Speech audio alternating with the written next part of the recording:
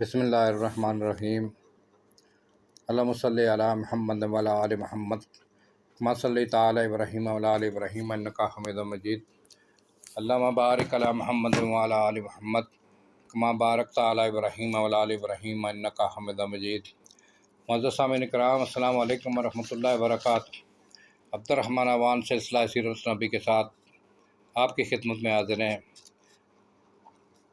نبی پاک محمد مصطفیٰ صلی اللہ علیہ وسلم کے خصوصیات بیان کرتا ہوں۔ اس سے پہلے بہت سی خصوصیات بیان کر چکا ہوں اور ابھی تک یہ خصوصیات اتنی ہیں کہ اگر میں بیچ میں سے شارٹ نہ کروں تو بہت لمبی ہو جاتی ہے۔ تو آج کا یہ بیان جو ہے وہ ہے تواضع اور خاکساری۔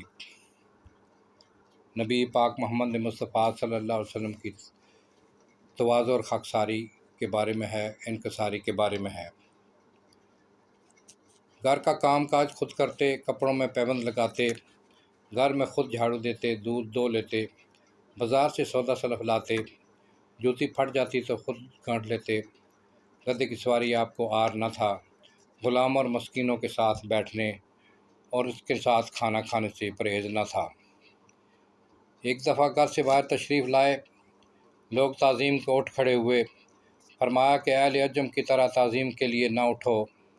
غریب سے غریب بیمار ہوتا تو عیادت کو تشریف لے جاتے، مفلسوں اور فقیروں کے ہاں جا کر ان کے ساتھ بیٹھتے، تو اس طرح بیٹھتے کہ امتیازی حیثیت کی بنا پر آپ کو کوئی پہچان نہ سکتا۔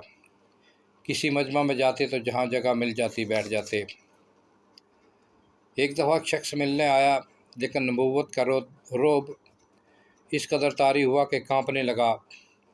آپ صلی اللہ علیہ وآلہ وسلم نے فرمایا کہ گھبراؤ نہیں، میں بادشاہ نہیں، ایک قریشی عورت کا بیٹا ہوں جو سوکھا گوشت پکا کر کھایا کرتی تھی۔ تواضع اور خاکساری کی راہ سے آپ اکنوں بیٹھ کر کھانا تناول فرماتے تھے اور فرمایا کرتے تھے کہ میں بندہ ہوں اور بندوں کی طرح کھاتا اور بندوں کی طرح بیٹھتا ہوں۔ تواضع کی انتہا یہ کہ آپ حضرت صلی اللہ علیہ وسلم اپنے متعلق جائز تعظیمی الفاظ بھی نہیں پسند فرماتے تھے۔ ایک بار ایک شخص نے ان الفاظ سے آپ کو خطاب کیا: اے ہمارے آقا اور ہمارے آقا کے فرزند، اے ہم میں سے بہتر اور ہم میں سے بہتر کے فرزند۔ آپ صلی اللہ علیہ وسلم نے فرمایا: لوگو، پرہیزگاری اختیار کرو، شیطان تمہیں گرا نہ دے۔ میں عبداللہ کا بیٹا محمد ہوں، خدا کا بندہ اور اس کا رسول ہوں۔ مجھ کو خدا نے جو مرتبہ بخشا، میں پسند نہیں کرتا کہ تم مجھے اس سے زیادہ بڑھاؤ۔ ایک دفعہ ایک شخص نے آپ کو خیر البریہ یعنی ایک بہترین خلق کہہ کر مخاطب کیا۔ آپ صلی اللہ علیہ وسلم نے فرمایا: وہ ابراہیم علیہ السلام تھے۔ ایک دفعہ ایک انصاری نے ایک یہودی کو یہ کہتے سنا کہ اس خدا کی قسم جس نے موسیٰ علیہ السلام کو تمام انسانوں پر فضیلت دی، یہ سمجھے کہ حضرت صلی اللہ علیہ وسلم کی تحریر ہے۔ غصہ میں آ کر اس کے منہ پر تھپڑ کھینچ مارا۔ وہ حضرت صلی اللہ علیہ وسلم کے پاس فریادی آیا۔ آپ صلی اللہ علیہ وآلہ وسلم نے انصاری کو بلا بھیجا اور واقعہ کی تحقیق کے بعد فرمایا: مجھ کو انبیاء پر فضیلت نہ دو۔ انسان کے غرور اور ترفع کا اصلی موقع وہ ہوتا ہے جب وہ راست جلو میں ہزاروں آدمیوں کو چلتے ہوئے دیکھتا ہے جو اس کے ایک اشارہ پر اپنی جان تک قربان کر دینے کو تیار ہو جاتے ہیں، خصوصاً جب وہ فاتحانہ ایک جرار پرجوش لشکر کے ساتھ شہر میں داخل ہوتا ہے۔ لیکن حضرت صلی اللہ علیہ وآلہ وسلم کے تواضع اور خاکساری کا منظر اس وقت اور نمایاں ہو جاتا ہے۔ فتح مکہ کے موقع پر جب آپ شہر میں داخل ہوئے تو تواضع اور انکساری کا یہ حال تھا کہ سر مبارک کو اس قدر جھکا دیا کہ کجاوا سے آ کر مل گیا۔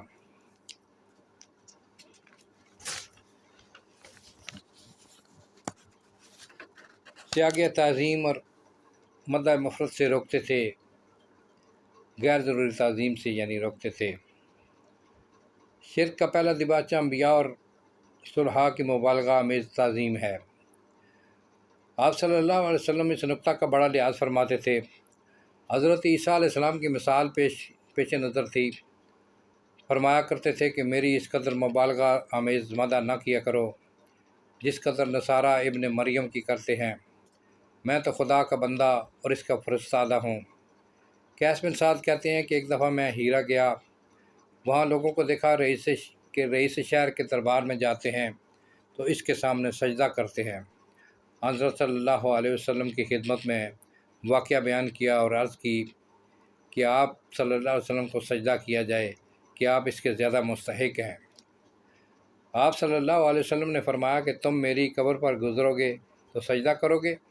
کہا نہیں۔ تو فرمایا کہ جیتے جی بھی سجدہ نہیں کرنا چاہیے۔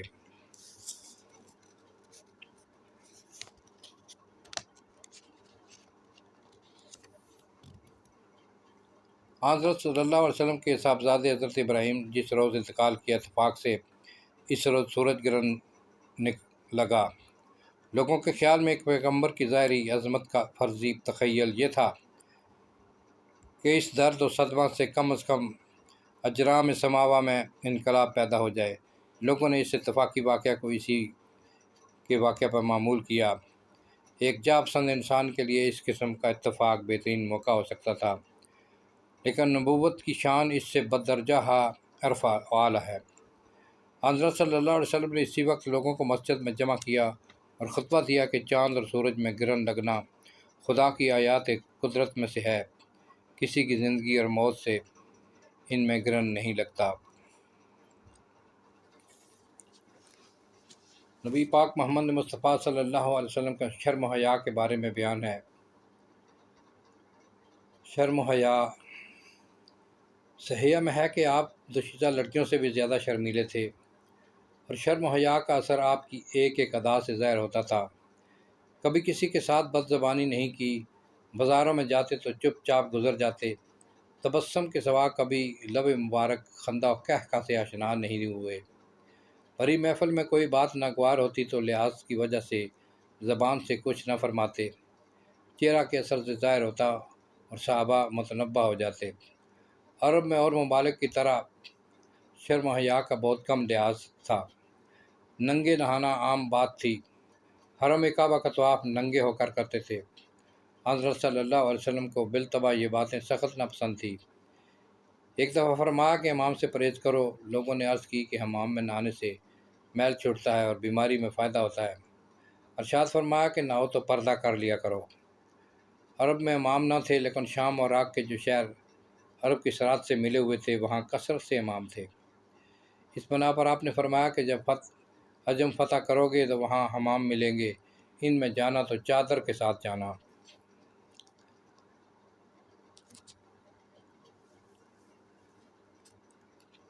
ابو داؤد میں روایت ہے کہ حضرت صلی اللہ علیہ وسلم نے حمام میں نہانے کو مطلقاً منع کر دیا تھا، پھر مردوں کو پردوں کی قید کے ساتھ اجازت دی، لیکن عورتوں کے لیے وہی حکم قائم رہا۔ عرب میں جائے ضرورت نہ تھے، لوگ میدانوں میں رفع حاجت کے لیے جایا کرتے تھے، لیکن پردہ نہیں کرتے تھے، بلکہ آمنے سامنے بیٹھ جایا کرتے اور ہر قسم کی بات چیت کرتے۔ حضرت صلی اللہ علیہ وسلم نے اس کی سخت ممانعت کی اور فرمایا کہ خدا اس سے ناراض ہوتا ہے۔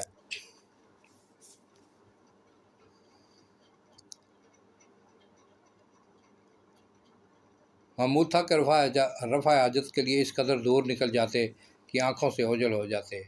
مکہ معظمہ میں جب تک قیام تھا حدود حرم سے باہر چلے جاتے، جس کا فاصلہ مکہ معظمہ سے کم از کم 3 میل تھا۔ اپنے ہاتھ سے کام کرنے کو پسند کرتے تھے۔ اپنے ہاتھ سے کام کرنا، اگرچہ تمام صحابہ آپ کے جان نثار خادموں میں داخل تھے، باہم آپ خود اپنے ہاتھ سے کام کرنے کو پسند کرتے تھے۔ حضرت عائشہ رضی اللہ تعالیٰ عنہ، ابو سعید خدری رضی اللہ تعالیٰ عنہ اور امام حسن رضی اللہ تعالیٰ عنہ سے روایت کی، کان یخدم نفسہ، یعنی آپ اپنے کام خود اپنے دست مبارک سے انجام دیا کرتے تھے۔ ایک شخص نے حضرت عائشہ رضی اللہ تعالیٰ عنہ سے پوچھا کہ آپ گھر میں کیا کرتے تھے؟ جواب دیا کہ گھر کے کام کاج میں مصروف رہتے تھے، کپڑوں میں اپنے ہاتھ سے خود پیوند لگاتے، گھر میں خود جھاڑو دے لیتے تھے، دودھ دو لیتے تھے، بازار سے سودا خرید لاتے تھے، جوتی پھٹ جاتی تو خود گانٹ لیتے تھے، ڈول میں ٹانکے لگا لیتے تھے، اونٹ کو اپنے ہاتھ سے باندھ دیتے تھے، اس کو چارہ دیتے، غلام کے ساتھ مل کر آٹا گونتے۔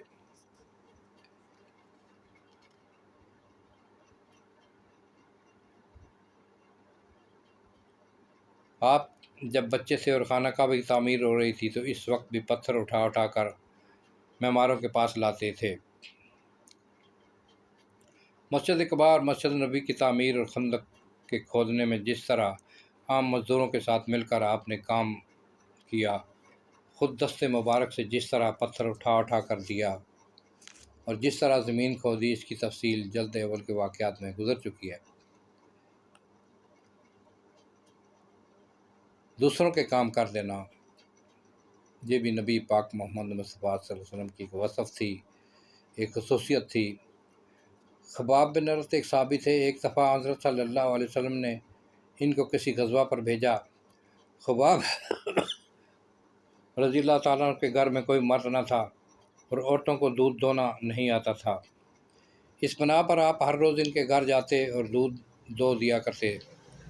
حبش سے جو مہمان آئے تھے، صحابہ نے چاہا کہ وہ ان کی خدمت گزاری کریں، لیکن آپ صلی اللہ علیہ وسلم نے ان کو روک دیا اور فرمایا کہ انہوں نے میرے دوستوں کی خدمت کی ہے، اس لیے میں خود ان کی خدمت گزاری کا فرض انجام دوں گا۔ کفار ثقیف جنہوں نے طائف میں آپ کے پائے مبارک کو زخمی کر دیا تھا، سن 9 ہجری میں وفد لے کر آئے تو آپ نے ان کو مسجد نبوی میں اتارا اور بنفس نفیس ان کی مہمانی کے فرائض انجام دیے۔ بیوہ اور مسکین کے ساتھ چل کر ان کا کام کر دینے میں آپ کو کوئی عار نہ تھا۔ مدینہ کی لونڈیاں آپ کی خدمت میں آتیں اور کہتیں، یا رسول اللہ صلی اللہ علیہ وسلم، میرا یہ کام ہے۔ آپ فوراً اٹھ کر کھڑے ہو جاتے اور ان کا کام کر دیتے۔